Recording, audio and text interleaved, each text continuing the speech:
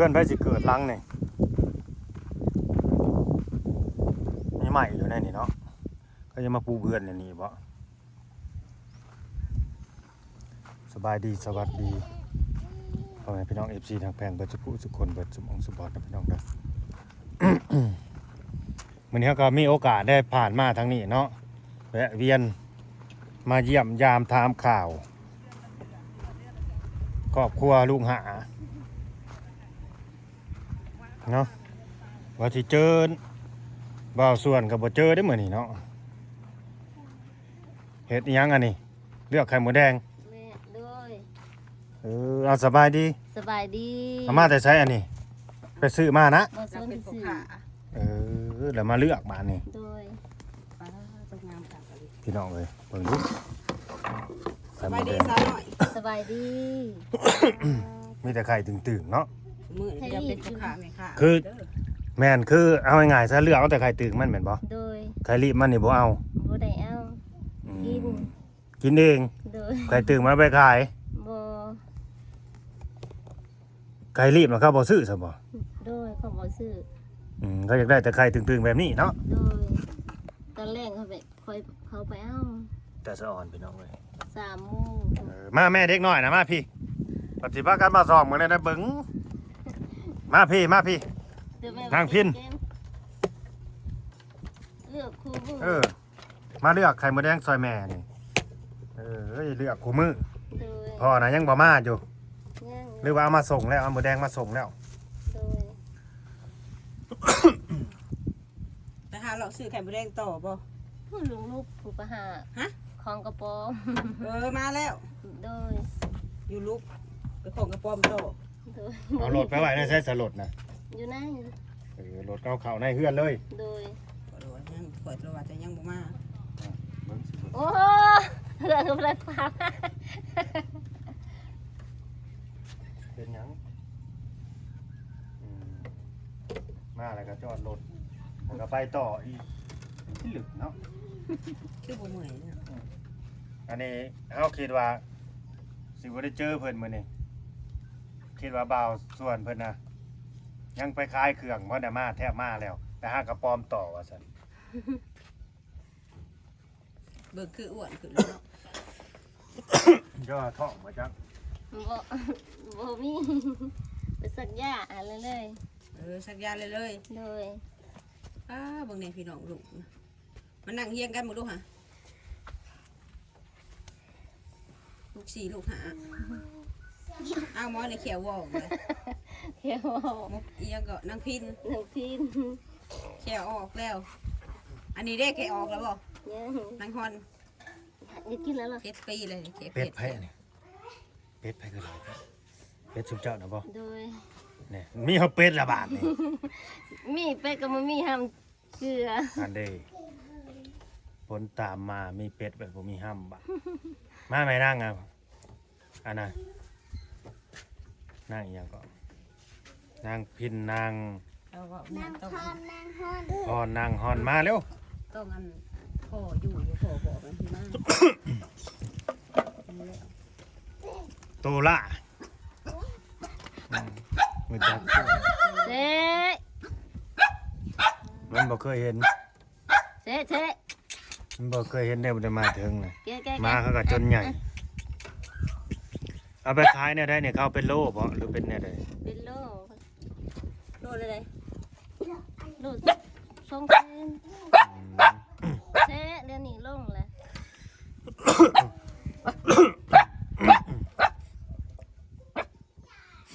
มาดี เจ๊ โล200,000นี่คือหมายมีแม่เลย เลย อันนี้ยังสิได้เลือกอยู่บ่นี่แม่ เลือกนะ คือสิเอาแต่ไข่อ้อยต่อยเลยนะพี่น้องเอ้ยตัวเป็นนางนี่ก็เอาบ่ เอา อ๋อยกเว้นแม่นี่บ่ให้มีเลย เลย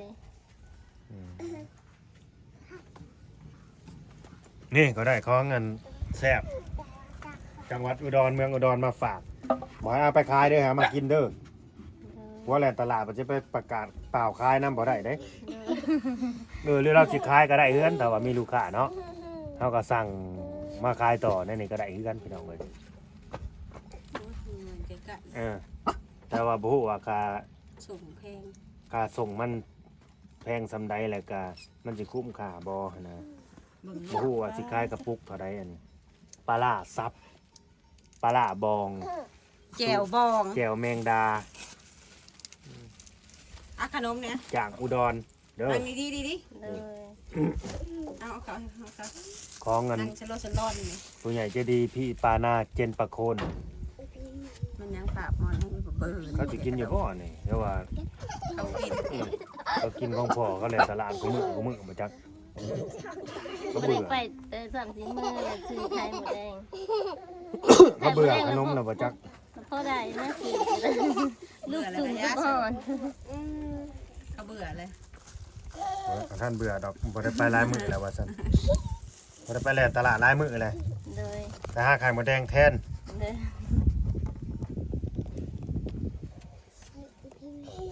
สมมติเนี่ยยังหัวใหญ่คือเก่าอยู่เนาะ ไปหาไข่หมดแดงบรรลุทึนลุบฮ้อน ตัวได้ลุบน่ะไปแล่ตลาดหรือไข่หมดแดง ซื้อไข่หมดแดงกัน เอาให้มันละนะ มันไว้บอดีกันเน่า เอาตัวละถูกเอาไปสิถูกเอา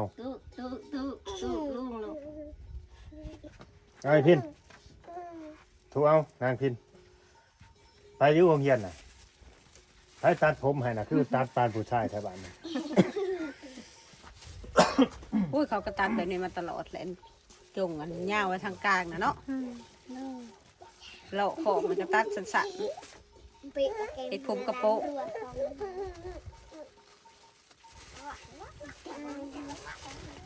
อ้าวโอ้ย โผล่กระโปะเลย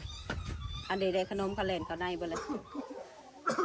อุ้ยลูกลายเมื่อยอยู่บ่เจ้า บ่ได้เมื่อย บ่ได้เมื่อยเนาะ โดย ข่อยน่ะเมื่อยได้ข่อยบ่เลี้ยว ใครบ้างชื่อจอยเดี๋ยวนี้ ฮะ จอย ใครจอย เจ้านั่นแหละ แม่จะบอก แม่ ว้าวไป มักเล่นเขาลายลีเนาะ เลย คือบ่เก็บไปขายนะมักเล่นน่ะ ผมกินบ่ได้ไปตลาด อืม บ่ได้เก็บขาย ไผเป็นหยังคือว่ามีน้ำขี้มินอยู่ในถังน่ะ พอไปกิน เป็นหยังบ่สบาย แม่ เอ่อเรียกว่าเวลาไปมาอะไรต้องโหดน้ำขี้มินบ่ล้างน้ำขี้มินแบบนี้บ่ บ่มันมาเตะเป่ามาสาวนี่ อืม แต่เขาเอาให้ย่าให้ เป็นเนี่ย แบบเจ็บทางหลังเลย เจ็บหลังอีกแล้วเจ็บหลังกับหัว มื้อนี้ แต่เป่าเพิ่นว่าเป็นหยัง เพราะว่าเล่นเส้นจ้ะ ฉีดเอ็น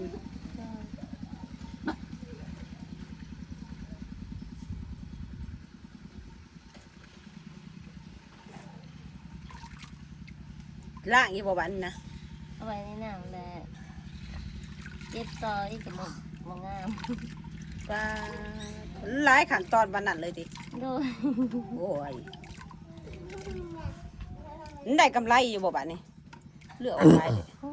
ยบ่ได้รายนะกำไรก็ได้ได้แสนเดี๋ยวบ่ได้ซ้ำนะคนละกาลดน้ำมันลดเมื่อคืนนี้เราบ่ได้ขายใส่น้ำก่อนไว้ตอนแรกสิไปเขาไปเอา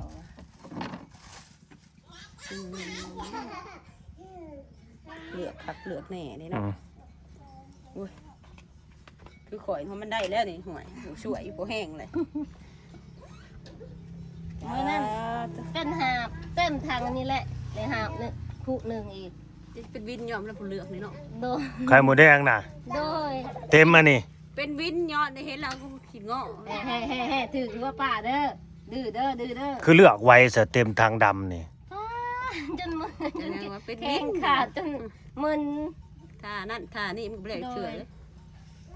ก็เบิ่งดีกว่าแนวขักเอาแหน่แม่มันก็พยายามจักโตบัดครั้งหนึ่งเบิดมือเลยเนาะแล้วบ่เบิดมือ อันนี้ก็พบกินมาแต่เว้นแต่คำพวกแหละนี่บ่สบายนี่โตเลยมาแต่เว้น อืม แต่คำมันมา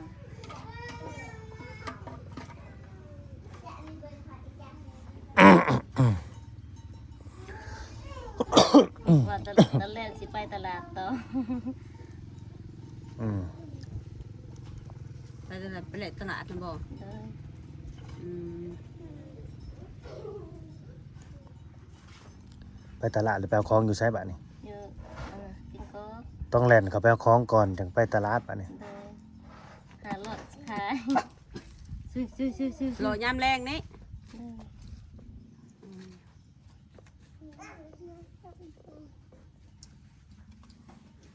ว่าคันว่าสิไปตอนแรกมันก็พอไปแล้วซ้ำนี่เผื่อไปฮอด ไม่ได้ไปดอกขำ อืมมันสิ3 โมงแล้วได้นี่ ไม่ได้ไปดอกมาเลยนะกันว่าไปเล่นตอนแรกมัน2 โมงมันต้องฝุดคงมาแล้ว เงาเลย มันบ่แตกนะบ่ เตะน้ำเลย เอาไปส่งเขาอยู่ไสนี่นะ เขามาเอาอยู่นี่นี่แหละ อืมไปขายใช่ไหมเอานะ แคมโค้งเพื่อเขา ปาทุ ไปส่ง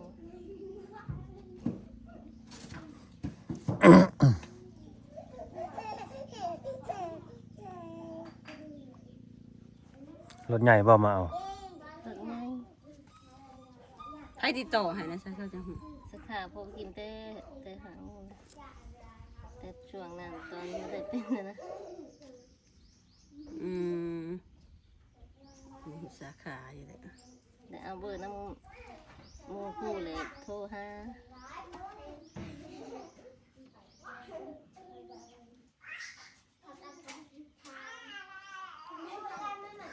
เจ้าไปแย่เองอยู่บ่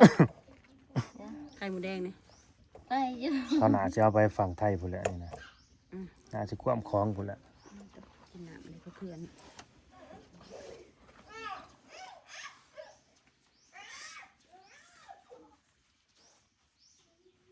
ขำไปขายฝั่งไทยบ่ บ่เขาส่งเลยพวกแม่ค้าเขาก็ส่งต่อบางที่เขาขามไปขายคือตลาดนครธาตุพนมน่ะตลาดนัด โลเท่าไรก่อ อำ น เภอธาตุพนมน่ะ โลเท่าไร ต้องแพง อยู่ไทยนะ ก็จักแล้ว ไทยก็สิโลละ400-500พุ่นแหล้วเฮ้ย ตัวไข่หมูแดง ก็ซื้อเป็นโล เอาขักเอาแหน่นี่เนาะ อืม นี่นะโอ้โอ้บ่ได้เพราะมีสื่อรถตอน อาหารสันเลิศของกินธรรมชาติ อาหารชั้นสูง สันสูงก็แม่นสันเลิศก็แม่นหากินยากอาหารตามฤดูไข่มดแดงทำได้หลายเมนูมีคุณประโยชน์ เอา หากเจ้าของนี่กินแต่ไข่รีบ ไข่รีบแหละใส่ไข่ใส่คาเล็กน้ ๆเฮ็ดให้ได้กิน ำเก่งเอ้า อืม แดงชุลุกินบ่ โดยเก่งให้ ว่าแล้วก็ยังบ่ได้กินแกงไข่มดแดงอย่างปีนี้ ผมบ่ได้คิดอยาก บัดให้มันใหญ่ก่อนในเฮือนน่ะจักสิแหน่เอา ไปเห็นเหรอ แถวต้นม่วงมาหั่นแหล้ว ทางเดียวคะแนนกินเบิดหั่นนะ แหน่มาแกงก่อนมาคั่วกินก่อนเอาทอดใส่ไข่น้ำแน่น ทอดใส่ไข่เจ้าใส่ไข่ กิม เพิ่ กิม ว่าแซ่บแท้ๆได้ กิมกิมกิมเอ้ยหาถุงยางในกิมสิเก็บให้ปลาลุงอันน่ะพวกเล่ บ่ น บ่ได้บ่หายได้ไว้ขายโลด ไม่ได้ไปขายนะผมคิดว่ายันไม่ได้ไปตลาด3-4 มื้อเลย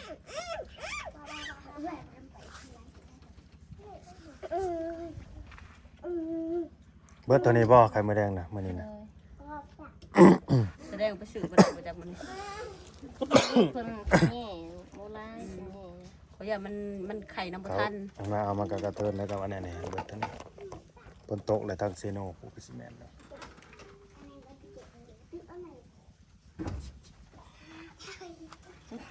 เขามาเอาแต่ละเถื่อเลยได้จัก ลู โล กไปเบิ่งคลิปซึ่งเจ้าเลย เด้อนะ เบิ่งคลิป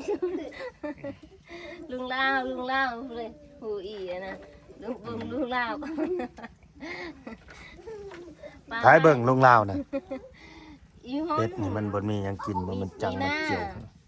มื้อนั้นให้จะเบิ่งเบาเส้นว่าจะเบิ่งเบาเส้นว่าให้มื้อนั้นเมื่อคืนเบิ่งอันนั้นดีใจเลย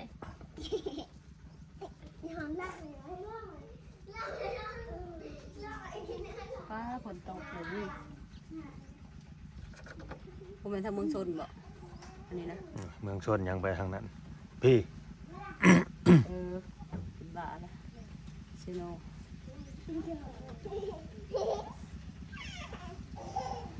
เปิดไปโรงเรียนบ่กิมมื้อนี่ 2 มื้อ 3 มื้อเป็นวินหัว ถึงกินหัวหมอน้องก็บ่ได้ไปบ่ บ่แล้วอายบ่ได้ไปบ่หันไปบ่แล้วคือที่ละเพเลย บ่ได้ใส่อันนะใส่มันทางในก็มูลนั่นแหละทางนอกก็บ่ได้ใส่เปลี่ยน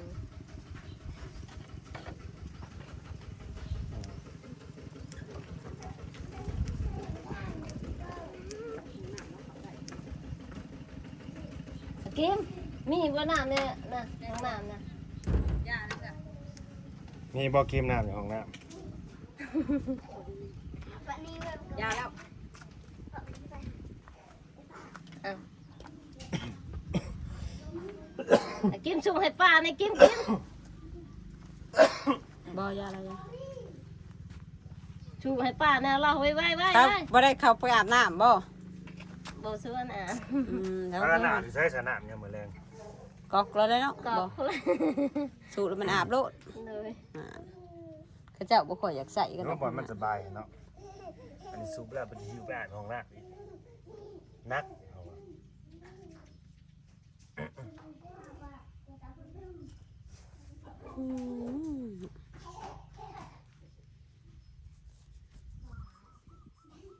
ไม่นั่นเอานั่นนะสาวเก็บซอยแล้วมื้อนั้นให้ 10,000 เก็บซอยแม่มันนะ โอ้ นะสาวเขาว่าโอ้ยไวบ่แม่กิมหอดแล้วเก็บออกอีกโอ้ยบ่ไหวบ่ไหวภาษาเขาว่าเฮ็ดจังได๋จื้อเลยเก็บนั่นนั่นแหละ นั่งเก็บบัดนี้เนาะแต่ละมื้อ เลย ฮอนดามีนาจักอีหยังดอกลืม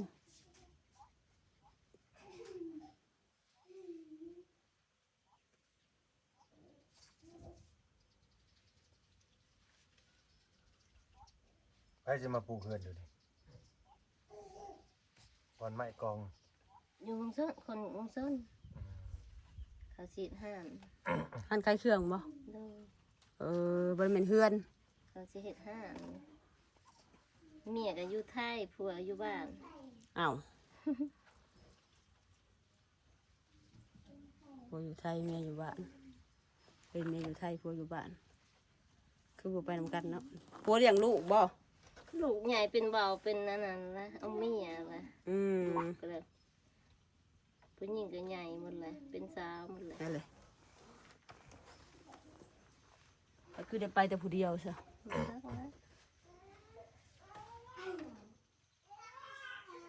เงินนี่เงินเมียบ่ฝากมาให้เทือนไม่ทาน มาซักแล้วนะครับ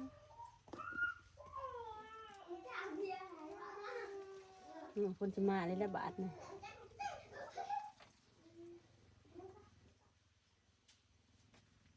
พลยังบ่ตกแห้งบ่อยู่บ้าน ยังบ่แห้งเมื่อนั้น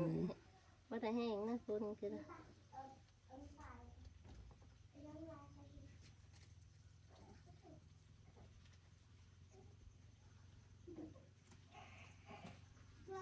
คือสิเละไปมาแล้ว มาไว้ได้ถาเอากระปอมนั่นอยู่นี่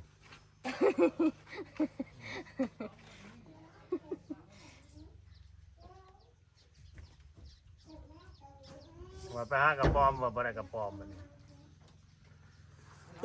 บ่าวสวดมาเลยพี่น้องเอ้ยไปรออันยังรอหางัวซะบ่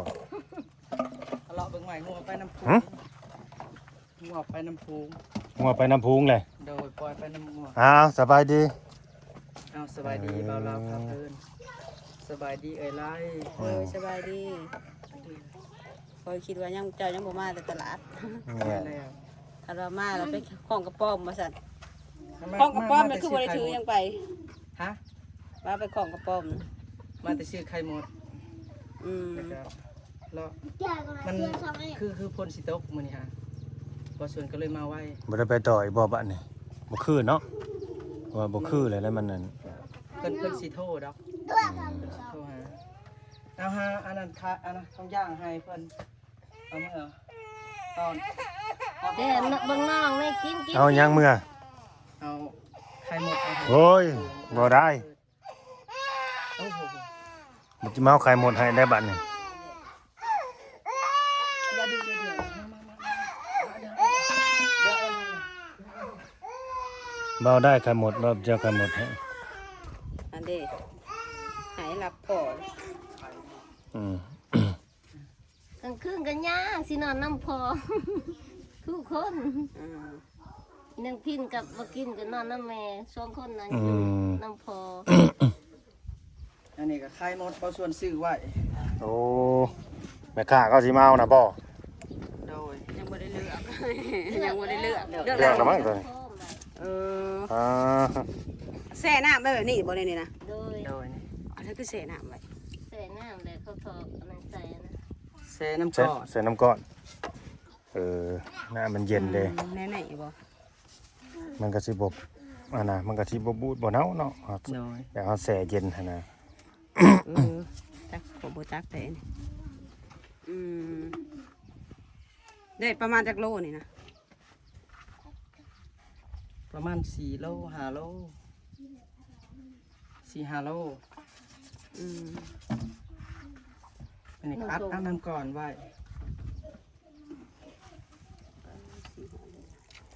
ชีวิตพลิกผัน เป็นพวกข้า เป็นพ่อค้าบาทนี่พี่น้องเอ้ยคนเฮา ซื้อเป็นจอก พลิกผันเจ้าของ ซื้อเป็นจอกซ้ำเงินซื้อเป็นลูก เวลาไปซื้อเขาน่ะบ่ โดย ซื้อเป็นจอกซื้อเป็นถ้วย เอาจอกใหม่หน่อย จอกนี่แหละ จอกละ25,000 อืม จอกละ25,000 เออ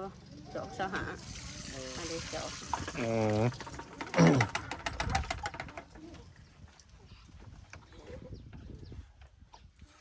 แต่ละมื้อก็ได้หลายกว่านี้ครับบางส่วนก็มื้อนี้ครับมื้อเขาบ่อยากไปปานใดพวก แต่แล้วชื่อเก็บนะ บ่แล้วก็เอานี่พวกไปหาใหญ่ก็ มันฝนสิตกเนาะ คนสิตกอากาศเปลี่ยนมื้อ แม่น นี้ แม่นแม่น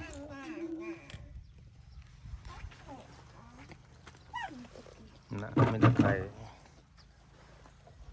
โอ้ยสวยอยู่จากมือแล้วสาตัวนี้นะ เมื่อคืนนี้ โอ้ เมื่อคืนนี้ ของมือบ้านเนาะอันนี้เนาะเอาง่ายๆซะ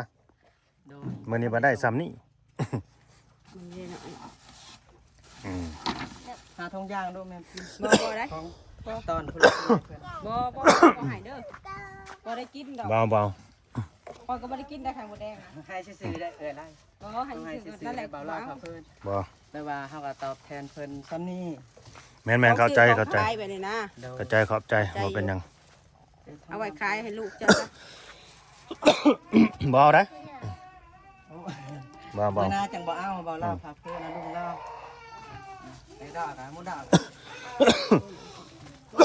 บ่เอาได้กันเอาแต่มื้อหน้าบ่มาแวะเด้อ บ่ได้เบาล่าพาเพิ่นมาส่วนมื้อหน้าจังสิอันนี้มื้อนี้เบาส่วนต่อเอาของสอนให้ เบิ่งน้องไม่กินกิน ซอยเบาส่วนแบบเต็ม แล้ว ที่ เนี่ยมัน ขอบคุณหลายๆที่เคยซอยบาสวนเบาแล้วครับ โดย กับเอ๋ยไล่ผู้ใหญ่ใจดีแต่กาสิเอาไข่มดแดงต้อนเพลิน อย่างไข่มดแดงบ้าน เนี่ยมา ไข่มดแดงก็ไปหาซื้อเข้ามาคันว่าเป็ดแหน่เองขายแล้วบ่เนาะ โอ้ยบ่ อันนี้ก็เอาเงินไปซื้ออีกไปลงทุนหั่นนะบัดยังสิจะมาให้อยู่มันก็ขาดทุนแล้วเฮ้ยทุนหายกำไรโหดแหละจังหน่อยนี่เนาะ มันก็ แน่นอน ฮอน ทุนบ่ แน่นอนนั่งฮอน มื้อนี้ครับ ชัว ได้คืนทุนน่ะกำไรอันยามันมื้อหน้าเฮาได้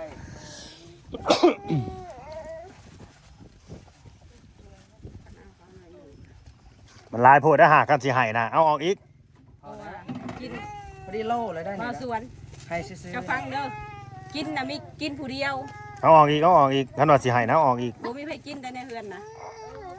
เอาออก อีป่าหาเด้อ เอาจากกัน โอ้ชงแล้วไม่ได้ใช้จ้า อันนี้จะ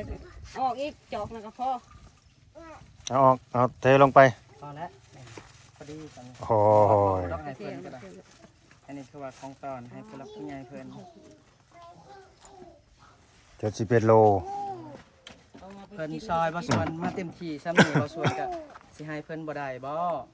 นี่ก็เอาให้ผู้รักผู้ใหญ่เพิ่นเด้อให้เพิ่นอยู่ดีมีแฮง ขอบมกขอบใจ โดย เนาะของฝากของต้อนเพิ่น โดย จากบ่าวสวนลูกห้าเนาะว่าสิเบาแล้วบ่ลาวก็ได้ โดย ให้เอาออกให้อีกมันยัง ว่ามันน้อยเพราะว่า บ่เป็นหยังบ่เป็นหยัง ฮะ ผม เนาะ ใจ ก็ให้แล้วก็เอาแล้วบาทนี่ก็ดีเนาะ โดย จะว่าปัจจุบันปฏิเสธบ่อยากได้อย่างสั้นอย่างซี่เนาะคนมีน้ำใจต่อกันก็ต่อไปก็ให้ขายดิบขายดีเนาะให้เจริญเห็นยังทำยังก็ดีให้มีลูกค้าหลายๆเนาะเวลาไปหาไข่หมดแดงหรือว่าไปขายของก็ดีเนาะ โดย ให้มีผู้รักผู้ใหญ่เป็นหักเป็นแพงเป็นอุปถัมภ์กับสู้ ขอบคุณ เด้อ เด้อผู้รักผู้ใหญ่ โดยโชค